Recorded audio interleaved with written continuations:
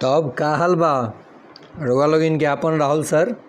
आज विशेष 7th phase BPSC में जौन बायो के क्वेश्चन आ सकेला शुरुआत हमनी कैसे कल जाई और कैसे बायो के समझल जाई, कैसे माइंड में सेट रखल जाई, ये बात पर चर्चा करतानी और आशा करतानी कि रउआ लोग इनके समझ में आई।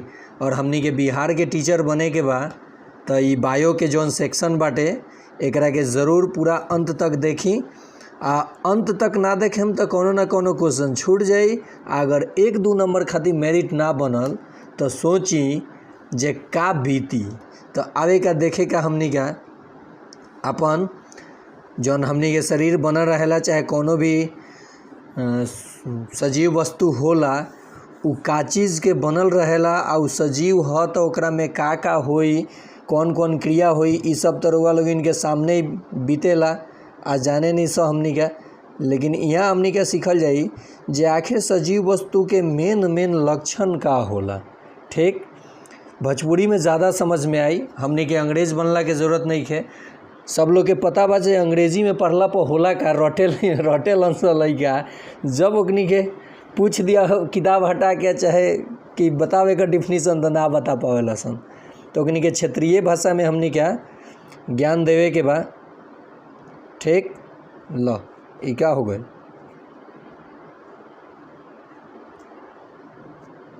जा 1 मिनट कुछ गड़बड़ भइल बा सेटिंग में, ई मिटा दी।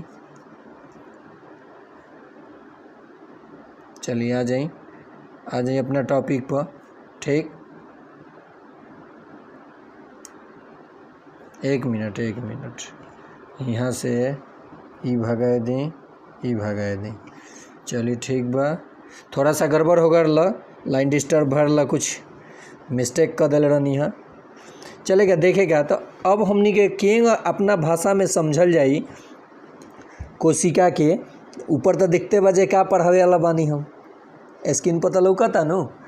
तो कोशिका होला का आ कोशिका के हमनी के पढ़ल केंगा जाई आ कैसे एके बार में याद हो जाई, ई गारंटी बा हमार 100% रउआ लोग इनके ज़रूर पक्का ही याद हो जाई एकदम एके बार में। ना याद भल तो बोलेम लोगिन जे राहुल सर खाली झूठ बोलेलन, यानी कुछ कह देन। देखी कोशिका होला का प्रत्येक जीव के शरीर एक या अनेक कोशिका से बनल होला। जी हाँ, कुछ सजीव जौन बा एक कोशिकीय होला जौन एक ही प्रकार के कोशिका के बनल होला। अब बहुत सारा ऐसा बा जौन बहुत प्रकार के कोशिका के बनल होला। अगर बहुत सारे कोशिका के ना बनल रही तो अलग अलग कोशिका अलग अलग कार्य ना करी। ठीक बा, तो एकरे बारे में हमनी के अध्ययन कल जाई। इंग्लिश में एकरा के सेल बोलल जाला। The fundamental unit of life is called cell. Study about cell is called cytology. देखी तो ये अंग्रेजी हमनी के नहीं जाने के, हमनी के बिहार के टीचर बने के बा, भोजपुरिये में काम चला लेवे के बा। ठीक न, तो कोशिका के अध्ययन के साइटोलॉजी कहल जाला। क्या कहल जाला?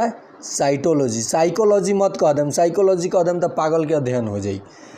साइटोलॉजी देखा, सेल साइटोलॉजी कहे के बा। ठीक, कोशिका शब्द के प्रयोग सर्वप्रथम रॉबर्ट हुक कैले रहलन। के कैले रहे? Robert Hooke. कब? 1665 में।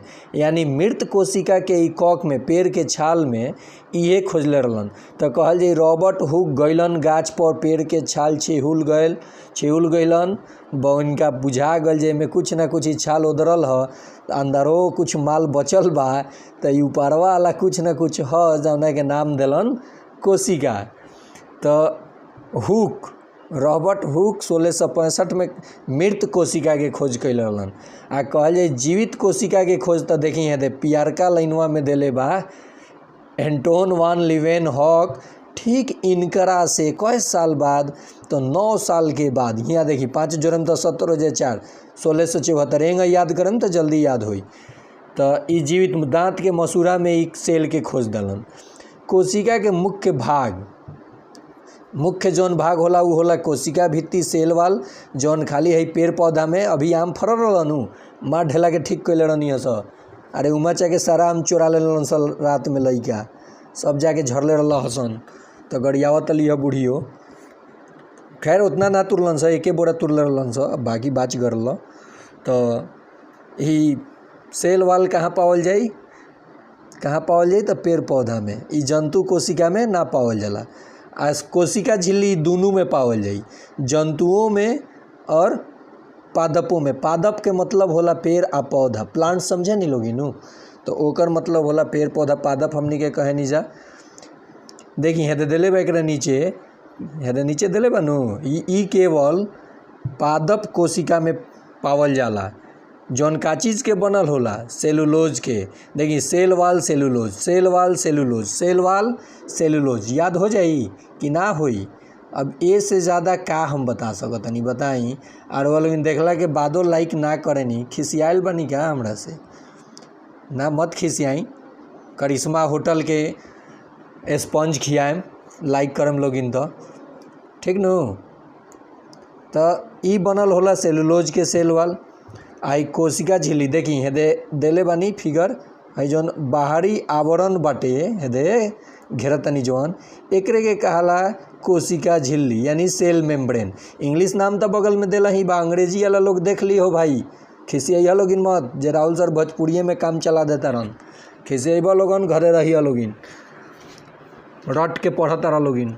ऐसा बात नहीं है, CBSE में भी होलन सा लइका जौन की दोनों लैंग्वेज समझलन सा। देहात के बच्चा तो साफ फाड़ दिहन सा, दोनों जाने लसन।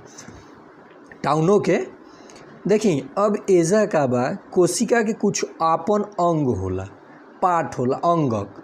तो सबसे पहले देखी हेदे केंद्रक, हियाँ देखी हई जौन फिगर बा, ई माइट्रोकॉन्ड्रिया होला। का होला, माइट्रोकॉन्ड्रिया, माइट्रोकॉन्ड्रिया ठीक बा।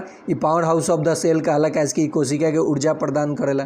तो हिये दे बाटे माइट्रोकॉन्ड्रिया, राइबोसोम, आई तो जानिए गनी है कोशिका झिल्ली, कोशिका द्रव, लाइसोसोम, गोल्जी बॉडी। तो ये मुख्य के एकर का कार्य बा, ई पढ़ल जाई हमनी का, खूब आसानी से याद कर जाई।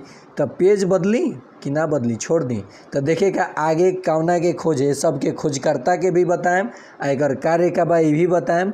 तो अंत तक बनल रहेम, कहीं स्किप करेम तो ना बुझाई, थोड़ा सा भी कहीं नहीं तो गड़बड़ा जी। देखी आगल सबसे पहले नाभिक पा गई सो, अरे नाभिक हेदे बुलवा का नाभिक हो, सेल न्यूक्लियस यानी न्यूक्लियस एक कहल जाला।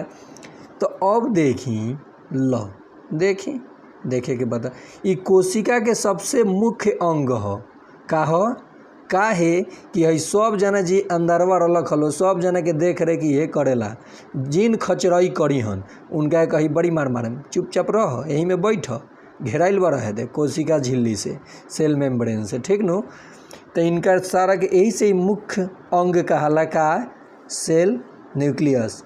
एकर खोज के कैले रहे तो ब्राउन साहब कैले रहलन, रॉबर्ट ब्राउन। देखी रॉबर्ट हुक, लिवेन हॉक आ यहाँ रॉबर्ट ब्राउन। रॉबर्ट हुक आ ब्राउन, ब्राउन तो केंद्रक आ हुक तो मृत कोशिका। तो देखी कब कैले रहलन, 1831 में।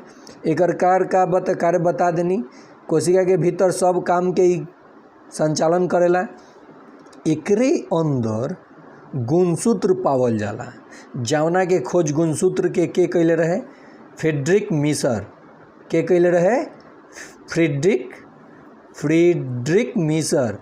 मानव में कितना जोड़ा गुणसूत्र होला, तो 23। लेकिन देखी क्वेश्चन कबो कबो ऐसा पूछ देवेला, मानव में कुल कितना गुणसूत्र होला, तो जोड़ा के मतलब होला 2, तो गुना करके बता देम, ना तो गड़बड़ा जाई काम। आ जोड़ा कही तो आधा करके बताएम। चिंपैंजी में कितना होला, 24। बंदर में कितना होला, तो 21 जोड़ा। रउआ लोग इनके देतानी रैट में पता करके हमरा कमेंट बॉक्स में डालेम कि रैट में गुणसूत्र कितना होला, आ दूसरा कबूतर में, ठीक बा। कबूतर चूहा, अरे घरवा में हमनी के ना घूमेलन सो, मारे तंग कर देता रन से, गड़ी सारा कपड़ा काट देता रसन। किताबो हमारे 1-2 कटले बड़सन, एक नियो के खिसियाइल बड़सन। देखी तो ई जान गईनी, नाभिक के खोज के कैलक तो रॉबर्ट ब्राउन। कब कैलन, तो 1831। एमे का पावल जाला, गुणसूत्र। सारा कोशिका के अंदर सारा देख रहे कि ये करेला, खोज के कैलक गुणसूत्र के, तो फ्रीडरिक मीसर। ठीक, अगला पेज बदलल जाओ। अगला पेज पर तो दिखाई देते बजे का बात करे के बा हमनी का अंतःप्रद्रव जालिका यानी एंडोप्लाज्मिक रेक्टिकुलम। एकर खोज के कैलक गार्नियर हमनी लगावे नहीं सा। अरे गार्नियर आवेला ना लगावेला।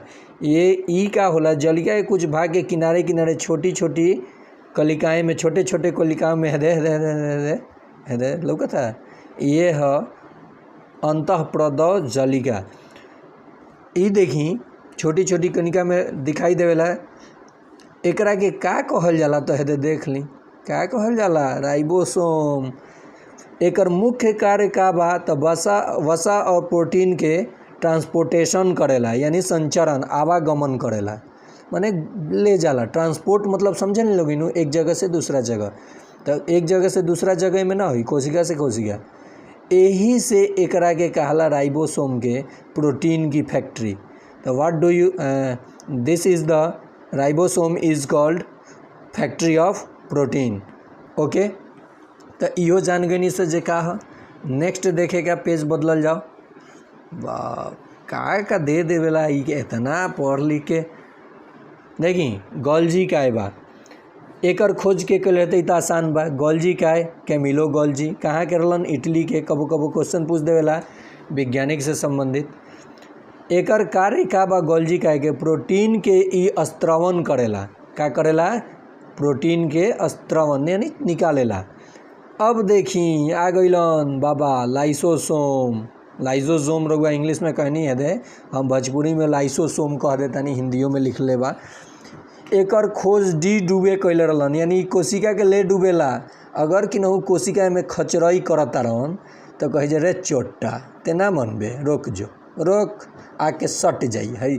का करी है लाइसोसोम का करी जब ज़्यादा बदमाशी करिहन नु तो लेके जाके सट जाए उनका के डुबा दी यानी मृत कोशिका के साफ करेला।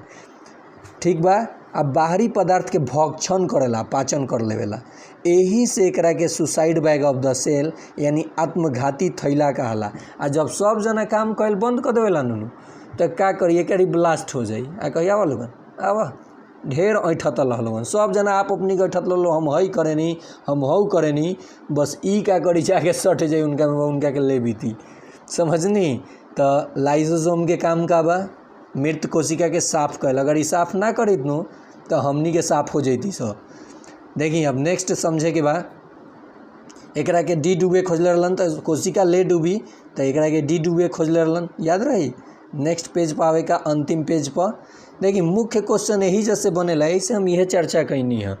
अब रउआ लोगन खिसियाए मत जे इतने भर बता के रह दलहन अगला के बताई कोशिका विभाजन। तो ए पर अगर रउआ लाइक करेम कमेंट करेम तो कोशिका विभाजन बहुत जल्द रउआ लोग इनके सामने लाएम आ भोजपुरी में ही समझाएम। आ कम लाइक आई थी तो हमारा कुत्ता थोड़े कटले बा। हम अपन टाइम बर्बाद करके रउआ लोग इन खातिर थोड़े वीडियो प्रोवाइड करें। वैसे यूट्यूब पर बहुत बा देख लेला एक काम बा। कुछ महत्वपूर्ण तथ्य जान ली। बहुत लोग जानेला बड़ा छोटा कोशिका आ रउआ जान ली बड़ा छोटा कोशिकांग भी जान ली। सबसे छोटी कोशिका तो माइकोप्लाज्मा यहाँ जा भगवत हूँ माइकोप्लाज्मा सबसे छोटी कोशिका माइकोप्लाज्मा। सबसे बड़का कोशिका का है तो शुतुरमुर्ग चिड़ियाघर में पटना गईला पर लौकेलन सब बड़का 8 सेंटीमीटर के अंडा देवेला सन तो शुतुरमुर्ग के अंडा। ठीक। सबसे बड़ा कोशिका के अंग यानी कोशिकांग तो प्लास्टिड यानी लवक जौन पेड़ पौधा में पावल जाला। आ सबसे छोटा कोशिकांग राइबोसोम। यही जब बता दी ई तो भल माने कोशिका के अंतर्गत। मानव में सबसे छोटा कोशिका स्पर्म का स्पर्म जौन टेस्टिस में रहेला गोलका में। अरे है टेस्टिस ना रहेला बढ़िया दूगो है दे ओकरे में रहेला स्पर्म तो सबसे छोटी। आ सबसे बड़ा ओवम तो ई देखी ई मेल में पावल जाला। आ ओवम भगवानो देलन तो एगो में बड़ एगो में छोट ताकि केहू खिसियाई ना दून जना के पढ़ाई में नाम लेहल जाई तो ई पावल जाला फीमेल में। ठीक। तो अगर हमार वीडियो पसंद आयल होखे आ बिहार में शिक्षक बने के होखे तो सब्सक्राइब करी मजा ली आ मज़े में पढ़ के एग्ज़ाम निकाली आ चुपचाप निकालें कोनो से कहे मत न नजरिया दी हसन, वो होइबे ना करी। ठीक नु, ऐसा ना होई, मेहनत करम तो फल ज़रूर मिली। हमार प्रयास जारी बा से हम ऐसने वीडियो बना बना के रउआ लोग इनके याद कराएम, ताकि रउआ लोग इनके एग्ज़ाम में सफलता मिलो। और हमू एग्ज़ाम देवे वाला बानी, तो हमरो एग्ज़ाम में सफलता मिलो। ओके, तो आज खातिर एतने।